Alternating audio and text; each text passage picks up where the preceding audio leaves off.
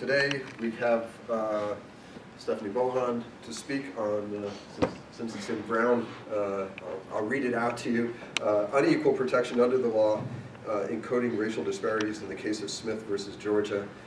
Also because Stephanie, and this is a co-authored paper with Meghan Conley, a recent PhD, and Michelle Brown, who's here as well.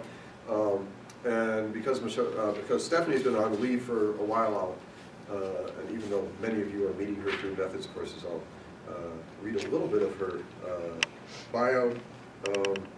She's associate professor here and has been here a year longer than me, I think, so since 2004. She works on Latino immigration and immigration policy, and is the author of Latinos in Ethnic Enclaves and a forthcoming book on the demography of immigration.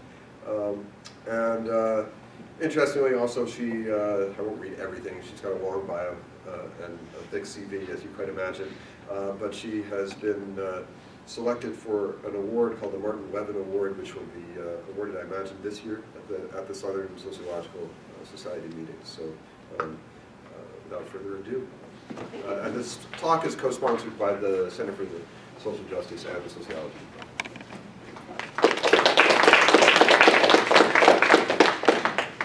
Right, thank you.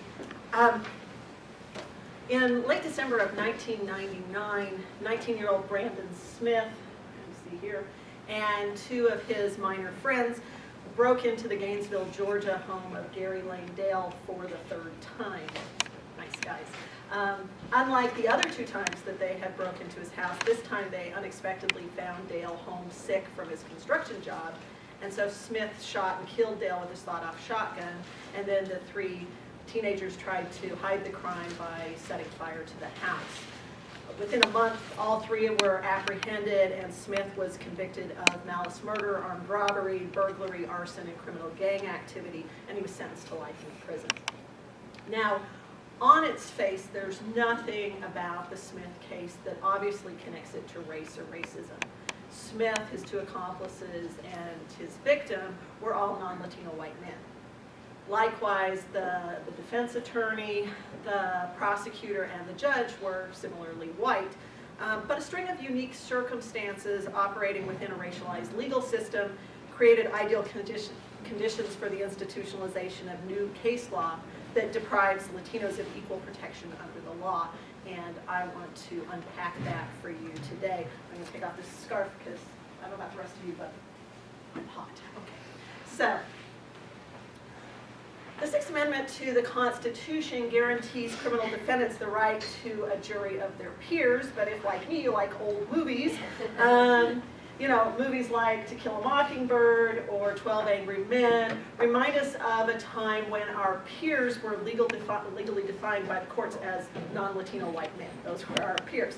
And it wasn't until the 40s that the Supreme Court began to uphold constitutional challenges to the practice of excluding women and blacks from juries.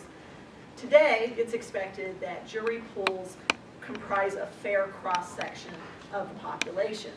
And I want to make sure that we're all on the same page here. When I say a jury pool, I think you all know what juries are, so I don't have to explain that. But when I say jury pools, or what in legal terms are called veneers, what that is it's a list. It's a list that each county compiles annually.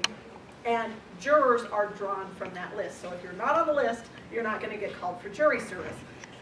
Typically, selection from a jury pool list is random. And jury pools are usually pretty large. So in the Smith case, the jury pool consisted of more than 20,000 people. Okay, so we're talking about, so it's the jury pools, not the juries themselves, that have to represent a fair cross-section of the population. You can have a jury, as you've seen with recent cases, that are all women, all white, or whatever, but the pool itself has to represent a fair cross-section. Under the Supreme Court's current interpretation of the Sixth Amendment, a jury of our peers has to represent a fair cross-section of the population. And what this means is that if women are 53% of the population, then a jury pool has to be around 53% women.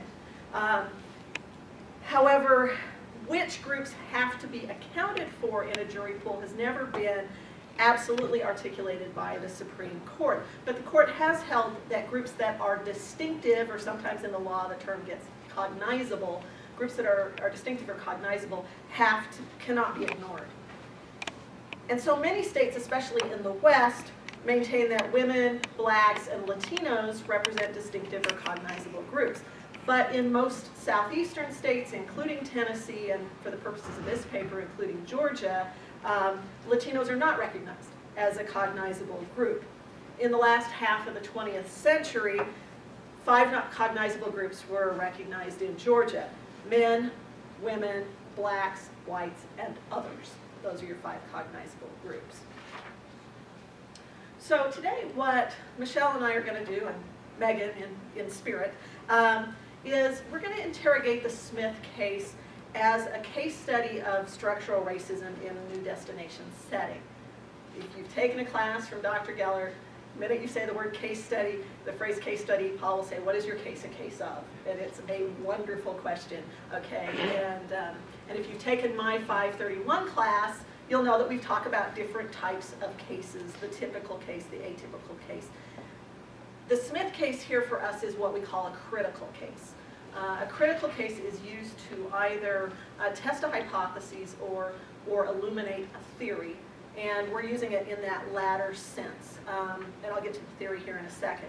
But this is a pretty typical case study in that we're doing an in-depth, multifaceted investigation. We're using a variety of methods, and we are, to use Fagan's terms, making claims that are grounded in the claims of those who make them. All right. So I served as an expert witness in the Smith case, and because I was an expert witness, I was able to not only observe the case, but also I ended up as an expert witness in several cases that ultimately were impacted by the Smith ruling. So I was able to observe courtroom procedures, to interact with the key players, to observe the courtroom dynamics, and just basically to have access. Michelle and Meghan and I also examined court transcripts and the majority and minority decisions in this case, along with other jurisdictional rulings on jury composition in order to get a better understanding of the Smith ruling. We also interviewed expert witnesses and Smith's defense attorney to extend the analysis of our findings. And then finally, we used data from the American Community Survey and from 2 decennial censuses, the 1990 census and the 2000 census, to predict the extent to which the Smith ruling could adversely impact racial minorities in the state of Georgia. Our study today is framed through the lens of critical race theory. Some of you may be really surprised that I can do theory, but really I can. Harry can do methods. We all really can do everything. If you're not familiar with critical race theory is a field of scholarship that evolved out of critical legal studies. And critical legal studies was sort of started by a field of leftist legal scholars who were very much in opposition to the traditional way that legal scholarship was being done at the height of the civil rights movement. Central to the argument of critical race theory, and these are the primary ones that we use in this paper, is that structural racism is endemic to the human experience, since hierarchies of race and the resulting systematic disparities are deeply embedded within the social, political, and economic structures of society. So structural racism describes the ways